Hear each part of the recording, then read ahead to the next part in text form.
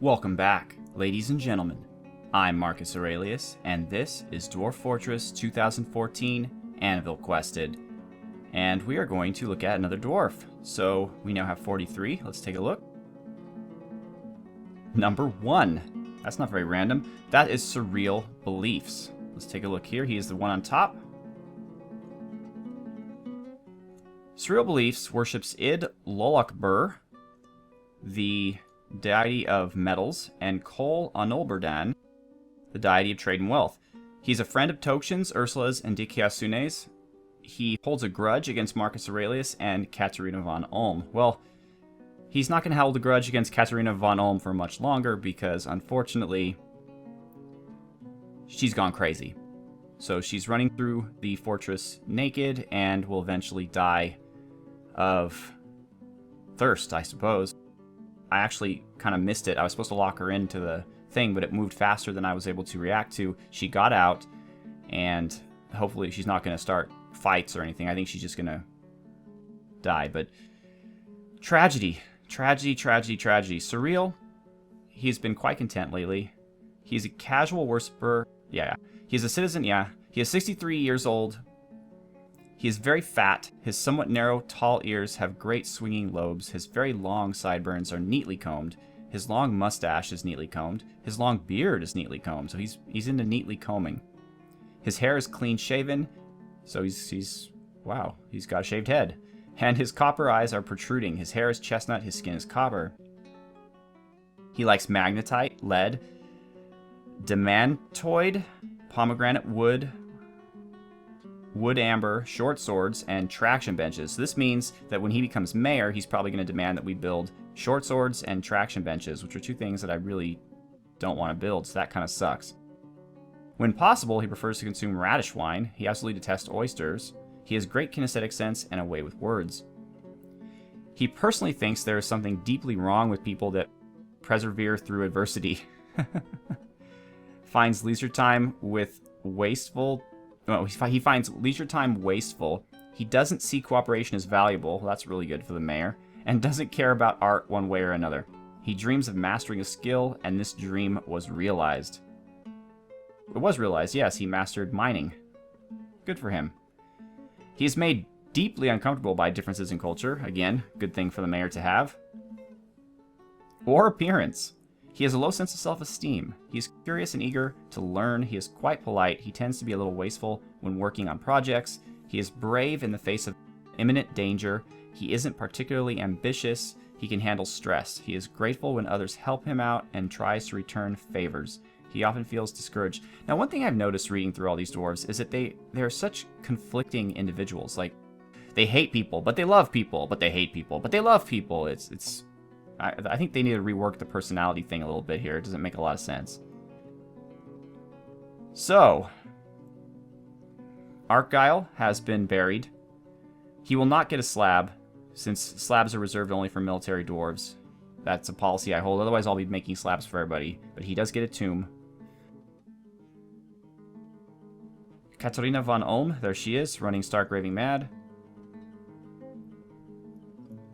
Unfortunately, one of our initial 7. Yeah, those are clothes. She's just throwing her clothes everywhere. Unfortunately. And she's just going to run around and eventually die. So let me show you what we've been working on. I'm trying to build a double wall here. The wall is finally closed.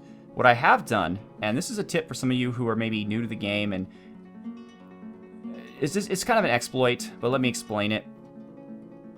Some monsters, when they attack you, can destroy things like doors, grates, hatches, floodgates. They're called building destroyers. But there's an exploit where a building destroyer cannot destroy a building above it.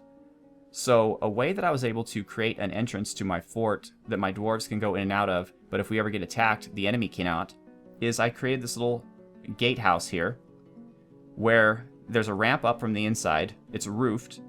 And there's floor hatches leading down to stairs. So if we get attacked, I can simply lock these floor hatches and nothing can get through them. But it allows, during peacetime, my dwarves to go out and harvest the wood. So that's the purpose of that. Maybe they fixed that in this new version and I just don't know, and I'm going to get a big surprise. Who Who knows? But I'm also using my blocks when they are created to double up the wall. And once I do that, I'm going to build fortifications on the second story. There are creatures that can climb in this game. So, I don't know. I figure 2 stories of wall block walls is pretty safe. Although I don't know if they necessarily have to climb up the fortifications or not. So that's interesting. I might want to look into that. I don't know. I fixed the entrance, but I still haven't seen anyone use it. So I'm wondering if it's still fixed. It does seem to make sense now, though, that you go down, right? There's the ramp. And then it's just all one straight ramp. So, oh, my dwarves are firing their bolts. And of course they stop as soon as I look at it. But you can see here, this is why I made these, so that you can reclaim the bolts once they've been spent. And I'm going to build a... Well, actually, no, I'm not going to do that yet. I'm going to smooth out my memorial rooms. I have memorials both to the werebeast, the were-elephant, and to the fallen mace dwarf or sword dwarf, whoever he is. I think I might have done it for the merch. Wait, no, I'm not mining. Oh, goodness. I almost just made a big mistake. I need to pay better. No. Oh. Let's try this one more time. Ah, Dwarf Fortress. So, smooth the stone.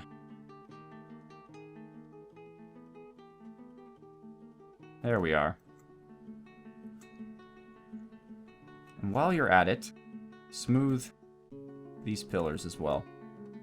We're in the summer of the second year, so I have to engrave 2 of the pillars, but I'm waiting until one of them becomes a good engraver before I do that. And by good, I mean anything over, like, proficient should be fine. The better your engraver, the better the engraving is. Like, it might just be, oh, this is an engraving by blah, blah, blah, of a deer, or whatever, but it could be really involved and intricate. So, the living area is almost fully dug out. That's important. I'm smoothing the walls here. In fact, I shouldn't have smoothed the upstairs. I should wait till this is done. I don't know if this is true or not, but I just feel like the cisterns have to have smooth walls and smooth floors in order to prevent contamination of the water. It's probably not even true. But even once I'm done with this, I'm going to channel down another 2 levels. So this is a long-term project. But everyone's doing something, although we're getting more idlers. So let's go back up to the top and see if we can't put some more work on these walls. What's holding me back is the speed at which the blocks are being constructed, though it looks like a bunch of them are being constructed now. All right.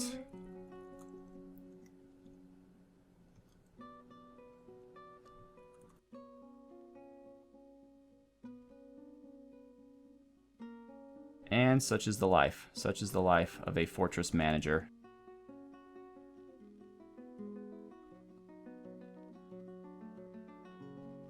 Okay. They'll build that. And we currently have an eagle. So that's not, I don't believe, to be particularly dangerous. You know what I do believe, though, is my block stockpile is way too big. Way too big. So let's get rid of that. That's PX. And it's gone. So now I just want a nice little healthy block stockpile. Maybe P block. Start from here. That's good enough. And quickly get rid of bars.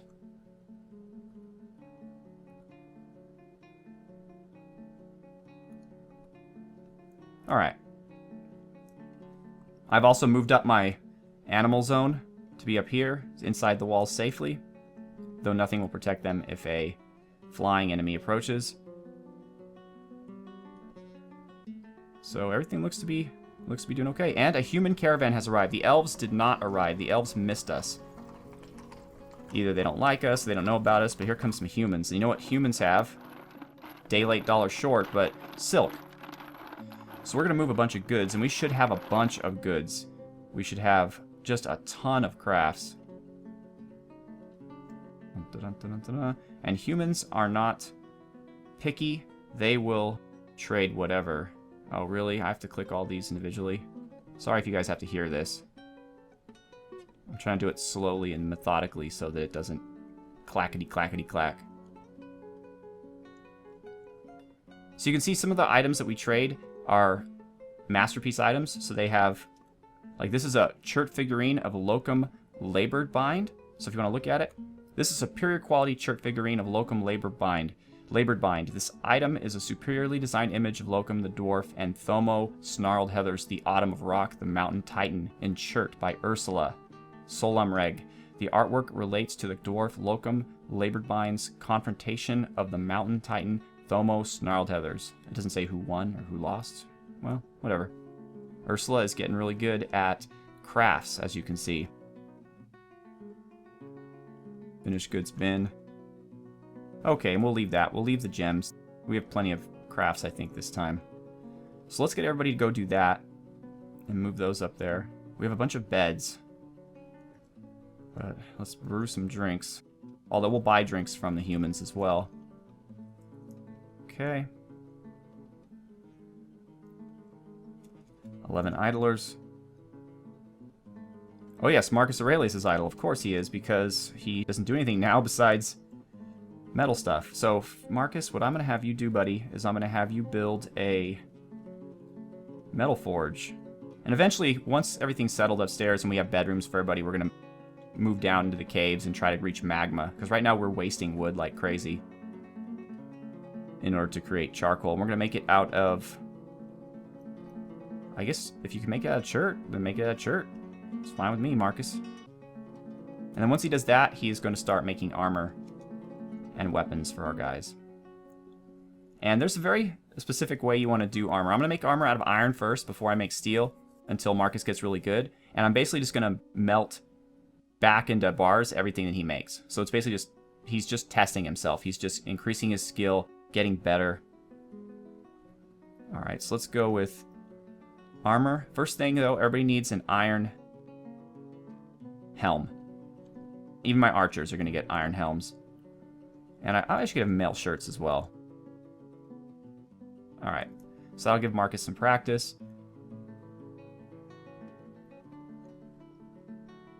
A lot of idlers. See, the number of dwarves just jumps up so fast. So let's see how we're doing with the smoothing. We're getting there. We're getting there. Let's take a look here. How do we... I forgot how to do this. T? Yep. Oh my. Look at this. Azrael.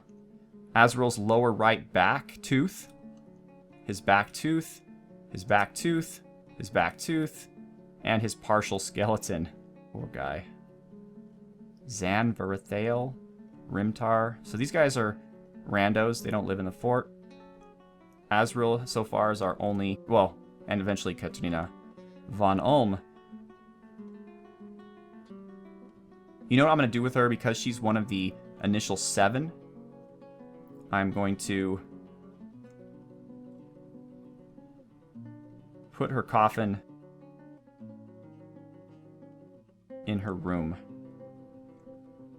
Let's remove this and build a... No, not a nest box. Build... Oh, I need a coffin. Oh, well, that's okay. We can go back up to here and we can just... remove this coffin. Okay. Because I made those rooms extra large for the starting 7. I didn't expect any of them to die. One did, so I'm not giving the room away. Just gonna bury her in it. I think that's fitting. Then we'll get a door, which we don't have any. Wonderful. So let's get some doors, huh? Okay. Wood bolts sounds like a good idea, too. The more the merrier. Although I can start making iron bolts now. You. Barrel, barrel, barrel, barrel, barrel. Bin, bin, bin, bin, bin. And then eventually, bedrooms. I know, bedrooms. Alright, this is ready to go. So let's channel it out.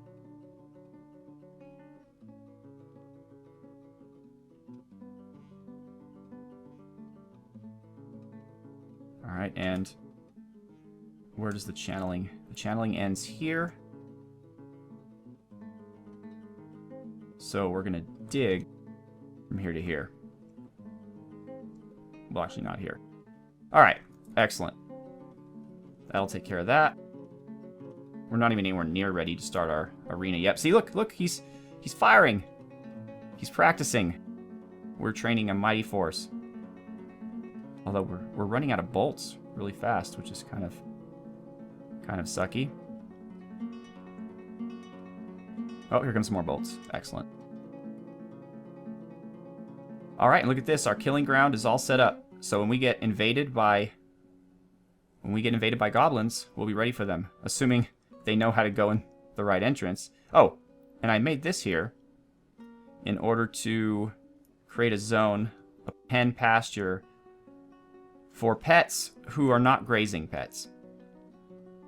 Although eventually I will probably make it one for grazing pets too once I breach the caverns and stuff starts growing they can eat. But for right now, it's just going to be for the goofy stuff like the Cabby Pup, yeah, Edem, and the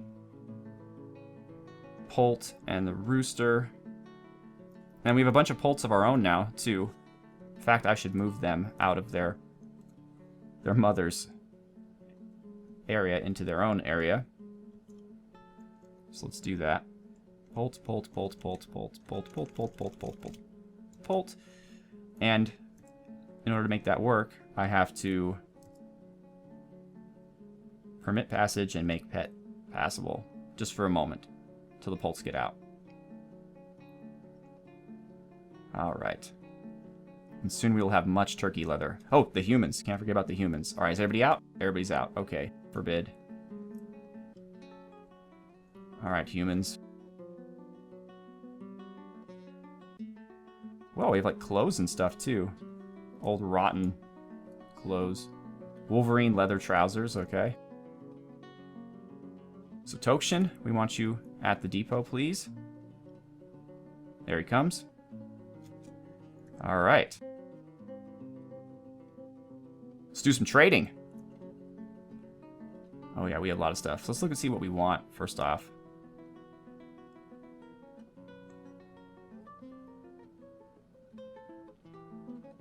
Some rope would be good, but just the cheap stuff. I don't need the expensive rope. Leather would be awesome. Duck? No, I don't need a duck.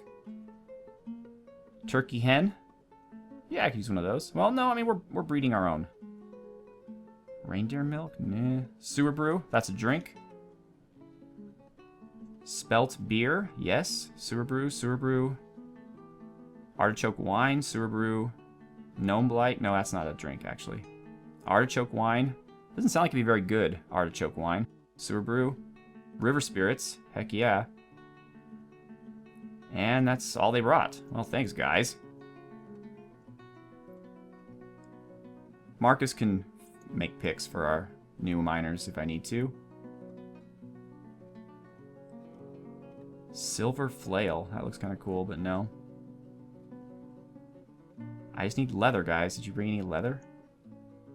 This is all large stuff, so my guys couldn't wear it anyway. Although shields would be a good idea, but Marcus could do that. Sand is good simply because you can make glass out of it, and that is good for trap parts, but I'm going to leave it for right now. I'm going to get some seeds. Some peas. Some flour. No, flour's expensive. Okay. That's the only seed you brought? You just brought... Really, guys? All you brought was some muskmelon seeds, huh? Alright, screw you. Cloth is definitely something we need, so we'll take all of it. All of that, too. Oh, leather. Yes, please. Cloth. Leather. And once this gets started, you need a lot of cloth, because your dwarves start to get unhappy if their clothes falls off, because it gets tattered, obviously, like real people. So, you have to keep them in cloth. And let's just stop right here and see how much... Wow, just one finished goods bin. They're already profiting. That's awesome. What are they putting here? What is this? Pigtail fiber right glove. I guess. I mean, I don't want to give away anything that I need, but that stuff doesn't seem that interesting.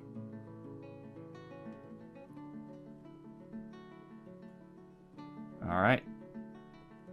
But we don't want to trade. See, that's what I hate about trading the whole bin. See, then we run out of... This is rope. We need the rope. So you have to waste your time by going and just selecting all of the individual... And this takes time in multiple ways because it takes time for the merchant to load all that onto their wagon, so they're there forever too. It's really annoying. I wish they would put clothing items and ropes and such in different bins than crafts. That would be certainly very helpful. Alright. They are currently not making a profit, which that will definitely impact their desire to complete this trade with me, so we're just going to keep going. Now they're making a profit. The whole worth of all this stuff is 3,000. I think a 30% profit should be pretty good. Let's see. Yeah, alright, he's good. Bolts, we can make our own. Let's just quickly see if there's anything else we want. They have. No. Food is always good. Prepared dog lung, heart, skunk meat. Sure, why not? Any kind of vegetable. Sorry again for the clicking. It's just Dwarf Fortress. It's one of the costs of doing business.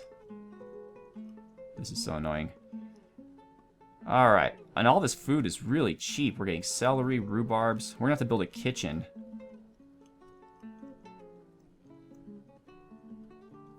A bunch of berries, potatoes. Yes, my dwarves are going to be eating very well. If the humans did one good thing for us, it was bringing all this delicious, yummy food. So they could get their vitamins and minerals, because plump helmet all day long, not a good idea. I don't want yarn, but thread is good to have. Thread, more large stuff. And that's it. Alright, good. Let's see if we can trade some remaining craft items. Oh, shoot. We don't have much. Alright. So is this clothing? Yeah, it's a shoe. Sure, why not? Just as long as we don't trade the rope. Alright. Excellent, Tokshin. You can leave. And there we have it. A successful trade with the humans. We have a ton more food, which means I'm going to have to dig out a kitchen area. That'll be something I'll do between episodes. And, yeah, so we've survived numerous trials and tribulations, and we continue to move forward for the glory of Anvilquested. Once again, I am Marcus Aurelius. Thank you so much for watching. Have a good one.